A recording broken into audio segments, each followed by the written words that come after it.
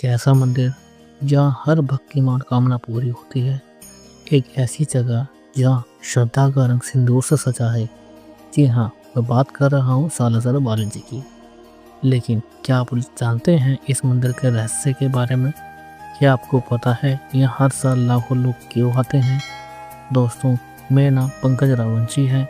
मैं स्वागत करता हूँ आपके मेरे चैनल टूर विद पंकज में। आज हम करने वाले हैं एक अनोखी यात्रा सालासर बालाजी के दर्शन की।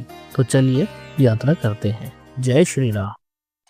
सालासर बालाजी मंदिर राजस्थान के चूरू डिस्ट्रिक्ट में आता है और ये भारत के सभी मुख्य हनुमान मंदिरों में से एक है। सालासर के लिए नज़दीकी रेलवे स्टेशन सुजानगढ़ और रतनगढ़ है। दिल्ली से सुजानगढ़ के लिए रोजाना ट्रेन चलती है जिसका नाम दिल्ली जोधपुर सुपरफास्ट एक्सप्रेस 22482 है, जिसका किराया आप यहाँ देख सकते हैं। यह ट्रेन रात 11 बजे से दिल्ली के सराय रोहिल्ला से बनकर चलती है और सुबह 5:30 बजे आपको सुजानगढ़ छोड़ देगी।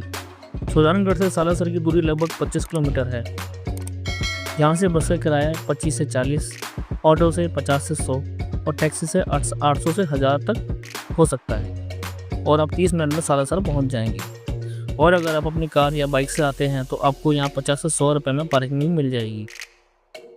दोस्तों, यह है सालासर का बस स्टैंड। यहाँ से मंदिर की दूरी लगभग 100 मीटर है। अगर आपको यहाँ फ्रेश होना है तो बस स्टैंड के पास से स्लब कॉम्प्लेक्स मौजूद है जो कि काफ़ी साफ़ सुथरा है। यहाँ आपको नहाने के लिए 20 से 25 रुपये देने होंगे। तो चलिए अब हम सालासर की सुंदर बाज़ारों से होकर आगे बढ़ते हैं और जानते हैं इस मंदिर का इतिहास और कथाएँ।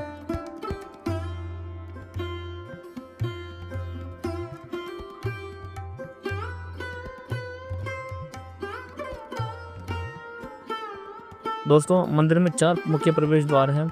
मुख्य प्रवेश द्वार गेट नंबर 1 है। प्रवेश करते ही आपको अपने दोनों तरफ बैलगाड़ी दिखाई देगी। यह वही बैलगाड़ी है जिसमें बालाजी की प्रतिमा को असोटा गांव से यहाँ लाया गया था। दोस्तों, कथा यह है कि बालाजी की यह प्रतिमा असोटा के एक जाट को खेत जोतते समय मिली।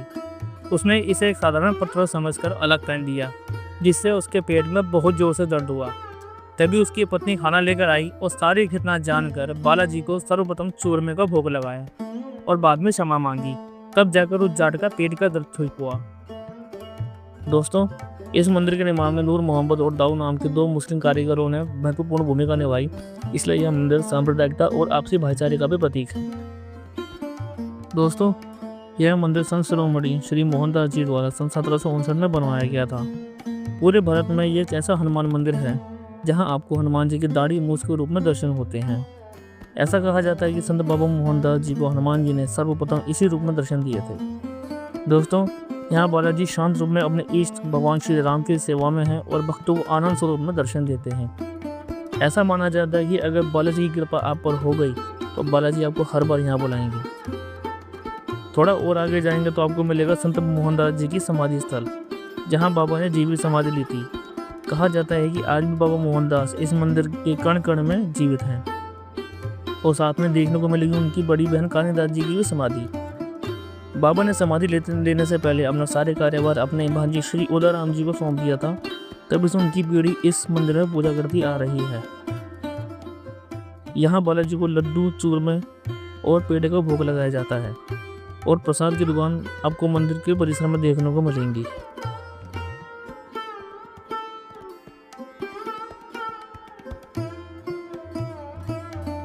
यह है मंदिर का प्रांगण और यह है बाबा मोहनदास जी का खंडूना जो कई सौ सालों से चल रहा है।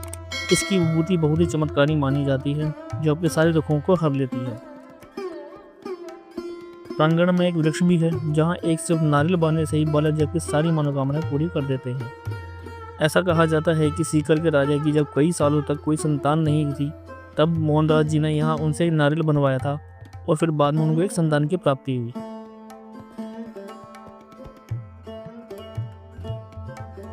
इस प्रांगण में ही एक प्रार्थना हॉल भी है जहां मंगलवार, शनिवार और त्योहारों के समय सुंदरकांड और रामायण का पाठ होता रहता है और आप भी यहां हनुमान चालीसा का पाठ कर सकते हैं।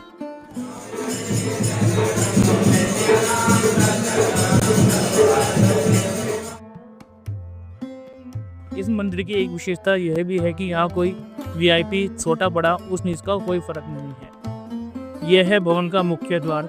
तो आइए बालाजी का नाम लेकर दर्शन करते हैं। जय सालासर महाराज। दोस्तों वैसे नॉर्मल डेज में यहाँ दर्शन 10 से 15 मिनट में हो जाते हैं, लेकिन मंगलवार, शनिवार और विशेष त्योहारों के दिन आपको दर्शन करने में 2 से 4 घंटे का समय भी लग सकता है। जब भीड़ ज़्यादा हो जाती है तब यहाँ पे आपको इन्हीं 1 किलोमीटर में फैली हुई रेलिंगों से होते हुए दर्शन कराए जाते हैं। और अंजनी के लाल की, और बालाजी महाराज की। दोस्तों दर्शन बहुत ही अच्छे हुए हैं और मन खुश हो गया दर्शन करके। और अब आगे चलते हैं माता अंजनी के दर्शन करने।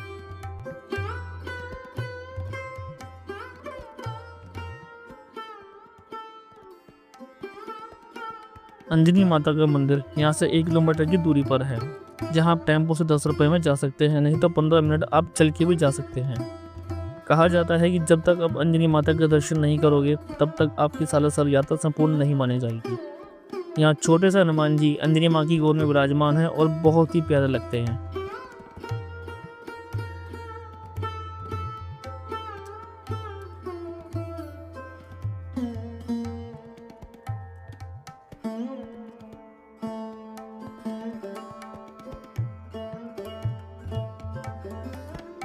और दूसरी तरफ यह तिरुपति बालाजी का भी मंदिर है। यहाँ भगवान विष्णु का एक सुंदर विग्रह है जो बिल्कुल कर्नाटक के तिरुपति जैसा ही है। दोस्तों इसी मंदिर के परिसर में आपको हनुमान जी की बहुत बड़ी विशाल प्रतिमा देखने को मिलेगी, जो बहुत ही आकर्षक लगती है देखने में, और यह आपको बहुत ही शांति का अनुभव होगा। तो आप यहाँ भी आ सकते हैं। तो दोस्तों शाम होने को है और हम चलेंगे अब संध्या आरती के समय, जब बहुत ही मनोहारी होती है। तो आइए आरती का दर्शन करें। दोस्तों अंजनी माता मंदिर के ठीक सामने यह राम जानकी मंदिर भी है, जहां आप श्री राम दरबार, हनुमान और शिव जी के दर्शन कर सकते हैं। अब बात करते हैं यहाँ रुकने और खाने की व्यवस्था की। दोस्तों मंदिर के आसपास आपको लगभग 200 से ज़्यादा धर्मशालाएं देखने को मिल जाएंगी, जिसका किराया नॉर्मली रूम का 500 से 1000 रुपये और एसी रूम का 1000 से 1500 तक हो सकता है।